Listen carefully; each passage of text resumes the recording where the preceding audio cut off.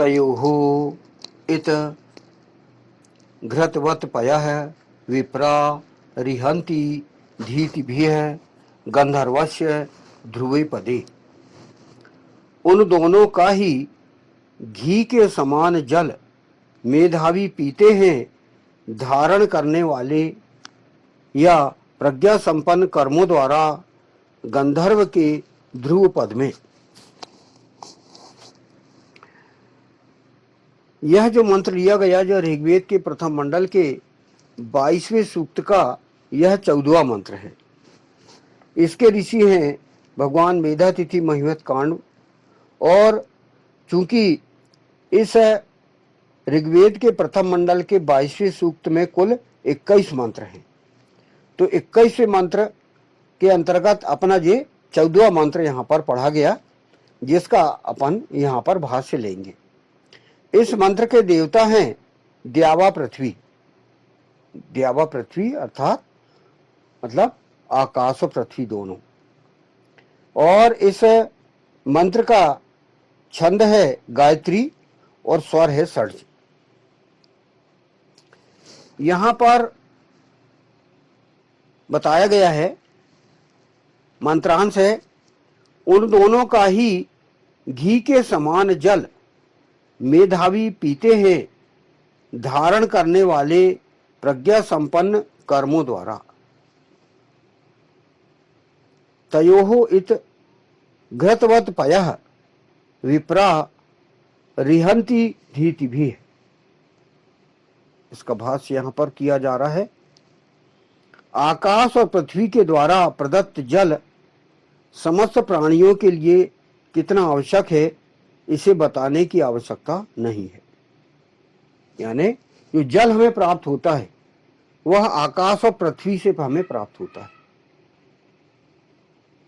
कैसे प्राप्त होता है कि वाष्पीकरण होता हुआ आकाश में बादल बनते हैं और वही बादल फिर पृथ्वी में बरसते हैं और वही जो है जल बन जाता है। वैज्ञानिक रूप से भी अलग उसके सूत्र होते हैं। तो मतलब आकाश और पृथ्वी से जल, जो कि जल ऐसा है, जल का इतना महत्व है कि जल में बहुत गुणकारी तत्व पाए जाते हैं, बहुत महत्वपूर्ण है। हमारे लिए जल आवश्यक है। हमारे जीवन के लिए सर्वप्रथम, जीवन के लिए जीने के लिए सर्वप्रथम है प्राणवायु,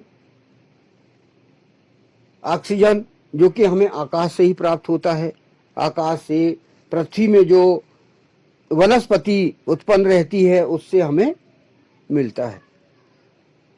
अब दूसरी हमारे लिए अनिवार्य आवश्यकता है जल, और तीसरी है अन्न। तो यहाँ जल का महत्व के बारे में बताया गया है कि जल बहुत महत्वपूर्ण है, जो कि आकाश और पृथ्वी हमें प्रदान करते हैं। यह मानव जीवन, प्राणी जीवन की प्राणवायु के उपरांत द्वितीय प्रमुख आवश्यकता है। क्या है? जल अर्थात पानी, नीर जिसको कहते हैं। किंतु आकाश के समान पुरुष और पृथ्वी के समान औरत से उत्पादित घृत के समान पोषणकारी जीवनदायक संतानों को विप्र अर्थात मेधावी और धारण करने वाले प्रज्ञा संपन्न कर्मों द्वारा उपयोगी बना सकते हैं। जिस समाज के मेधावी और प्रज्ञावान तथा समाज को धारण करने वाले लोग बालक और बालिकाओं के निर्माण की जिम्मेदारी अपने ऊपर ले लें, तो ऐसे बालक बालिकाएं भी घृत के समान, जल के समान पोषण करने वाले और जीवनदायक बन सकते हैं। अतः यह जिम्मेदारी विप्र, मेधावी और धीति भी है धारण करने वाले प्रज्ञा संपन्न लोगों को सौंपी गई है।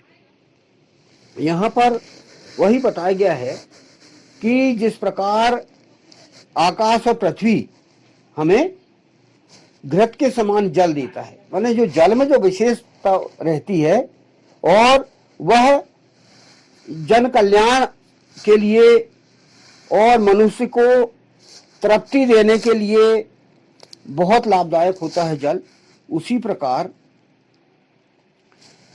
आकाश को यहाँ पर पुरुष माना गया है और पृथ्वी को औरत माना गया है। यानी कहा गया है कि आकाश के समान पुरुष और पृथ्वी के समान औरत से उत्पादित घृत के समान पोषणकारी जीवनदायक संतान। यानी आकाश पुरुष हुआ और पृथ्वी औरत हुई, माने पति आकाश और पृथ्वी पत्नी, उनके मिलन से, उनके प्रजनन कर्म से जो संतान उत्पत्ति होती है उसे आप मेधावी और प्रज्ञावान बना सकते हैं। यानी जल जैसा गुणकारी होता है, जल में जो गुणकारी तत्व पाए जाते हैं वैसे ही तत्व आप अपनी संतान में भी आप उत्पन्न कर सकते हैं। जैसे कि भगवान मनु ने कहा था, उन्होंने कहा है कि भाई जन्म से हम क्या होते हैं, जंतु और पशु रहते हैं, उसी प्रकार संस्कारों से हम मानव और ऋषि और देव बन सकते हैं। तो वही जो है यहां पर मतलब एक अलंकारिक एक बात बताई गई है कि जिस प्रकार आकाश और पृथ्वी हम आपको जल देते हैं, वायु देते हैं, जल देते हैं, फिर अन्न भी देते हैं, ये सब यहां से हमको मिलता है जो कि हमारे लिए अनिवार्य है। ऐसे ही पुरुष और औरत के संयोग से मिलन से, प्रजनन कर्म से हमको जो संतान उत्पत्ति होती है तो उसे हम योग्य बनाएं, उसे हम ऐसे योग्य बनाएं जिस प्रकार यहाँ घी की, घृत की विशेषता बताई। घृत क्या होता है, घृत बहुत गुणकारी होता है, बहुत ताकतवर होता है और बहुत फायदेमंद होता है, बहुत लाभकारी तत्व घृत में पाए जाते हैं। उसी प्रकार हम हमारे बच्चों को, हमारी संतानों को प्रज्ञावान बना सकते हैं और विप्र बना सकते हैं, मेधावी बना सकते हैं, धारण करने वाले बना सकते हैं, उनको पूरी हर तरह से प्रज्ञा संपन्न हम बना सकते हैं। तो ये हमारा काम है। किनका काम, ग्रह प्रमुखों का काम, पति पत्नी का काम है। जैसे पत्नी को धरती माना गया, धरती जो है वहां पर धरती की गोद में, यानी पत्नी की गोद में, माँ की गोद में जब बच्चा रहता है तो वो वहां से उसकी पाठशाला प्रारंभ हो जाती है। बच्चे की प्रथम पाठशाला माँ की गोद होती है। जिस प्रकार जल, अन्न वो पृथ्वी की गोद में पैदा होता है और वो गुणकारी बनता है। विभिन्न प्रकार के बढ़ते बढ़ते बढ़ते पौधा छोटा रहता, बड़ा होता, वो गुणकारी बनता है। उसी प्रकार पृथ्वी अर्थात पत्नी, पत्नी से बच्चा जब बढ़ता है तो माँ पहले उसको अपने अंग से लगा के उसको दूध पिलाती है, उसको अन्य फिर अनाज खिलाती पिलाती है, उसको भाषा सिखाती है, उसकी अपनी लैंग्वेज सिखाती है, अपने संस्कार डालती है, फिर बढ़ता है बच्चा। तो जब तक पत्नी सुमंगली ना हो तब तक बच्चे में सही संस्कार नहीं आएंगे। इसीलिए इंद्रियों को वश में करने वाला और सुकृत पुरुष होना जरूरी है। पुरुष अर्थात आकाश की बात।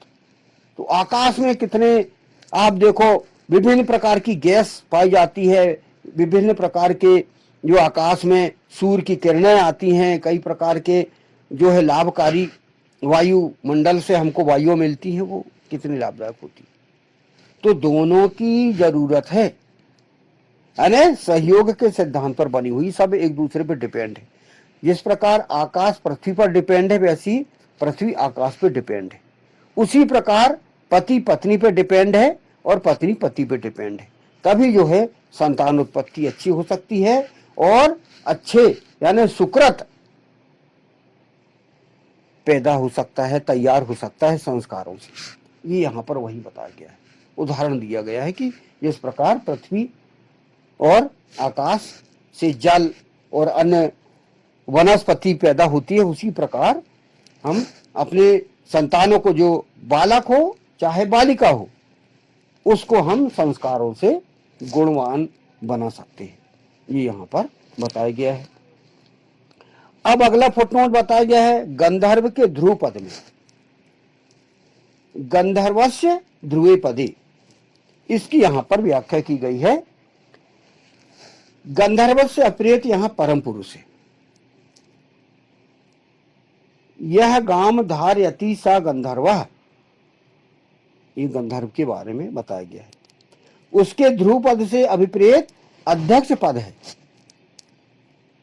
ईश्वर के प्रतिनिधि होने का पद, यानी अध्यक्ष ध्रुव पद।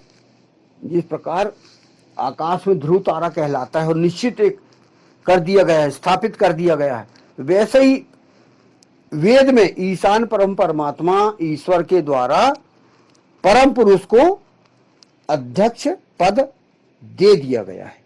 और वह जो सृष्टि का जो अध्यक्ष है वह आपका पालन पोषण संचालन ये सब वही कर रहा है। परम पुरुष सृष्टि के प्रारंभ से ही उसका ये काम प्रारंभ हो गया है और वही देखता है।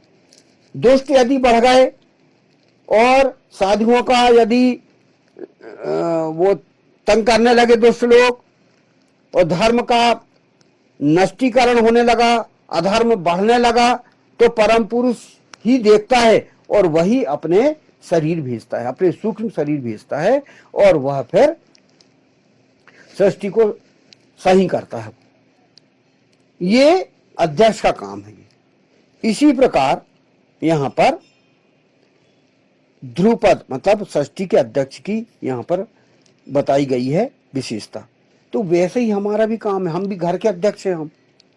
हम जो ग्रह का प्रमुख है वो ग्रह का अध्यक्ष है, और आपकी जो पत्नी है संतान है वो आपकी दुनिया है, और उसी दुनिया को सबसे पहले आपको संस्कारित करना है, उसको प्रगति की तरफ ले जाना है और उसको उत्थान प्राप्त की ओर ले जाना है। ये हमारा काम, जिस प्रकार परम पुरुष का काम है सृष्टि के अध्यक्ष, और उसके लिए हमको उसका इतिहास मालूम करना पड़ेगा कि वो किस प्रकार अच्छे आचरण करते हुए वो क्या क्या कार्य कर रहा है, क्या क्या नीति कूटनीति राजनीति क्या क्या वो अपना रहा है ना। ये हम पढ़ के सुन के देख के हम अपने आचरणों में हम खुद अनुगमन कर सकते, उनके आचरण से हम अनुगमन करें। हम ये बताया गया है।